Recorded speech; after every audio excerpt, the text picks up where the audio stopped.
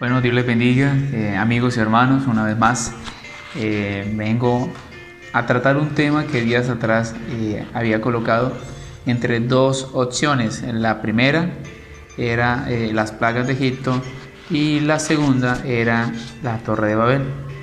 Entre la encuesta que hice por Facebook y por Instagram, casi el 90% de las personas que votaron eligieron que fuera las plagas de Egipto. Entonces vamos a tratar este tema en el día de hoy.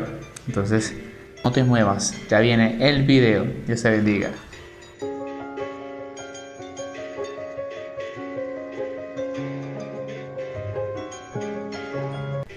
Amigos, antes de seguir, no olvides darle like, ¿sí? Darle like, suscribirse al canal y compartir el video. De esa manera otras personas van a poder conocer más a fondo historias bíblicas, van a conocer información acerca de lo que son temas que en la Biblia a veces uno no lo comprende qué fue lo que pasó o por qué pasó. Entonces no olvides hacerlo. Ahora sí, iniciamos el tema de las plagas de Egipto. Bueno amigos, vamos a iniciar entonces el tema de las plagas de Egipto. Entonces, pero vamos a mirar algo antes de por qué plagas de Egipto, qué fue lo que motivó a Dios que eso pasara. Entonces, tiempo atrás, Jacob tuvo 13 hijos, y de ellos entonces apareció José, que Dios lo usó, llegó a ser el segundo al mando en el imperio egipcio. José entonces, Dios le demostró a través de un sueño algo. Entonces con ese sueño su familia llegó a morar a tierra egipcia. Estando allí pues estuvo cómodo Israel, su familia, la familia de José, pero murió José y murió Faraón y se levantó otro Faraón y no conocía la historia de José. Tomó entonces al pueblo de Israel como esclavo y desde ese momento empezaron entonces la esclavitud para el pueblo de Israel. La Biblia muestra en Éxodo cómo ellos empezaron a clamarle a Dios, empezaron a decirle, Señor, que los liberaran de ese yugo. Entonces eran esclavos, ellos hacían entonces lo que Faraón les mandara. En esa época trabajaban, en la Biblia menciona que hacían el ladrillo, fabricaban el ladrillo, lo pisaban, los soldados le traían la paja y ellos hacían el ladrillo. Entonces ahora sí, el tema de hoy es las plagas de Egipto. Bueno, el Señor entonces escogió a alguien llamado Moisés. Era tardo para hablar, Moisés era tartamudo, ¿sí sabían? Bueno, pero también le dijo a Aarón, su hermano, ellos eran de la familia de Leví, eran sacerdotes de esa familia, y el Señor permitió que pues, ellos fueran los que libertaran al pueblo de Israel. Cuando el Señor le dice a Moisés, le dice, ¿qué tienes en tu mano? Y él le dice, una vara, le dice Moisés. Con esa vara entonces el Señor fue un instrumento que el Señor usó para demostrarle a Faraón y demostrarle también a Moisés que Dios estaba con él. El primer encuentro que tuvo Moisés con Faraón cuando llegó a Egipto y le dijo, Faraón, quiero que dejes libre al pueblo de Israel para ir y ofrecer sacrificio a Jehová en el desierto.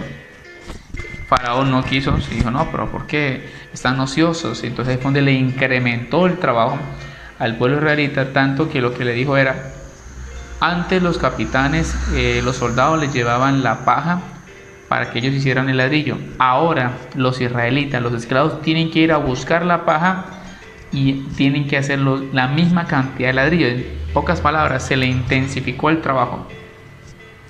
Y pues eso pasó. Entonces en ese momento, cuando Moisés se presenta ante el faraón, en Éxodo capítulo 7, el versículo 10 y el versículo 11, se ve como Moisés tira la vara al piso. ¿Sí? Moisés y Aarón lo hicieron. Se convirtió en serpiente y se asombraron, pero Faraón le dijo a sus magos que hicieran lo mismo. Ellos con sus encantamientos lograron que las varas de ellos se convirtieran en serpientes.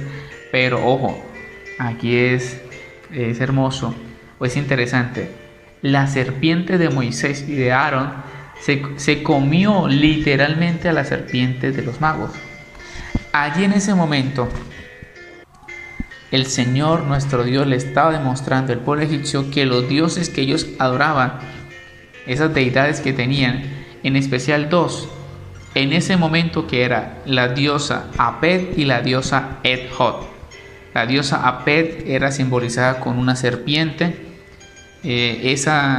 Pues se suponía que si el símbolo era la serpiente, tenía poder como tal sobre los animales serpientes, pero se dio cuenta los magos que esa diosa no pudo hacer nada frente al poder de Dios.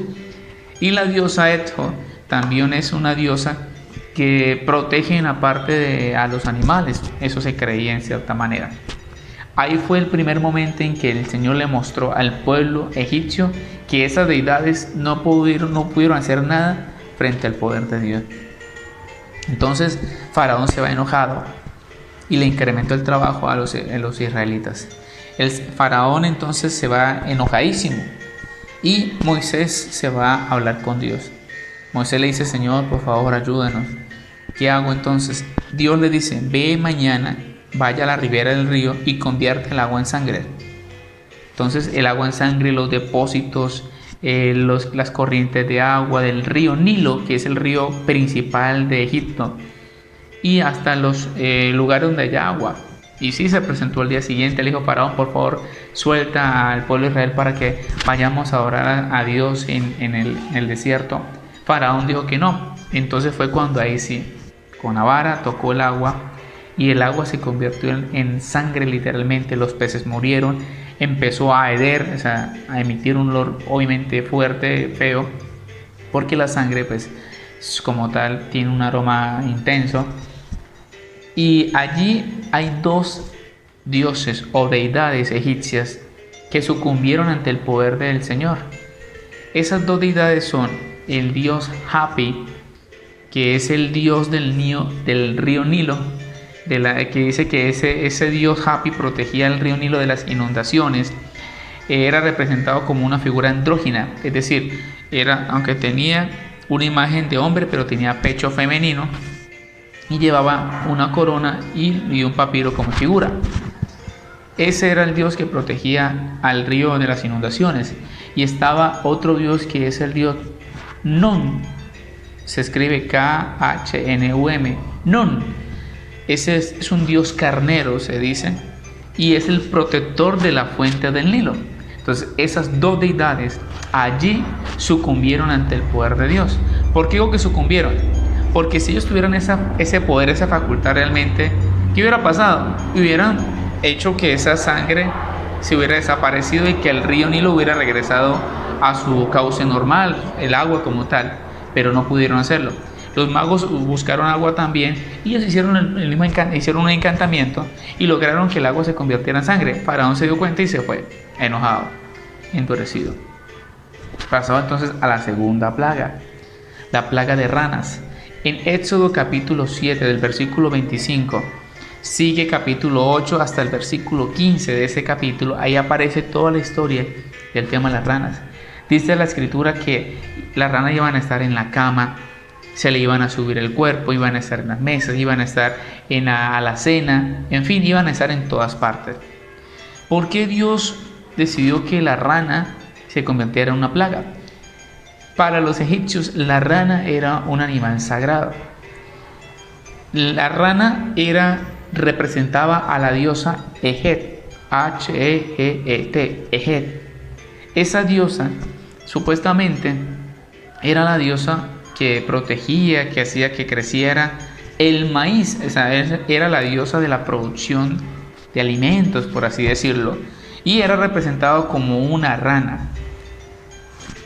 Allí se dieron cuenta ellos que ese animal sagrado, supuestamente que era una diosa llamada Ejet, que esa es la que hacía que produjera maíz, ellos no pudieron controlarla, tanto que se convirtió en una plaga que era tan intensa que el faraón llama a Moisés y se le dice: por favor, ora a Jehová y dile que quite esa plaga.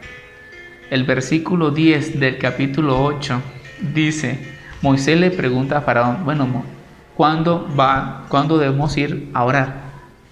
Faraón tenía la dificultad allí en el momento. Él podía en el momento decir: ya, léalo, búsquelo. Éxodo capítulo 7 versículo 10 dice: Faraón dijo: mañana. Y Moisés le dice: bueno, como has dicho, así será. Mañana entonces se irán las ranas y volverán al río Nilo. ¿Por qué comento esto, hermano y amigo? Porque es fundamental entender por qué pasó cada cosa. Entonces, vamos a ver la tercera plaga. Y este tema de las plagas de Egipto se va a tratar en 3 videos. Son 10 plagas, pero voy a trabajar esta temática en 3 videos, es decir, en 3 semanas. Entonces, la tercera plaga es la plaga de piojos. Ojo, piojos. Era el dios que se afectó en este caso. El dios egipcio se llamaba el dios Het. G de gato, B. Era el dios de la fertilidad y la vegetación. Supuestamente una de sus facultades como diosa es que encarcelaba las almas de los muertos y cuando reía hasta provocaba terremotos, supuestamente. Entonces, si era el dios de la vegetación, el dios de la fertilidad, los piojos llegaron a prácticamente a dañar, ¿sí? A fastidiar, y ese dios no pudo hacer nada. O sea, es un dios que controlaba supuestamente la tierra. ¿Cuál era su figura? Un hombre llevando en su cabeza una ave.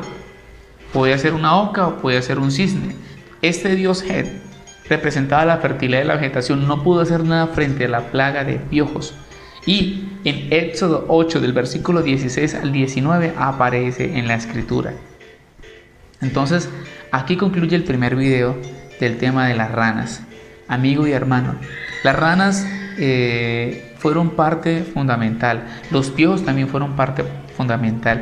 Y el agua convertida en sangre fueron evidencia de que Dios quiso demostrarle a Egipto con esas plagas que esos dioses que ellos veneraban no servían. Entonces, en la siguiente entrega, en el siguiente video, en la siguiente entrega, ¿sí?, vamos a mirar las demás plagas.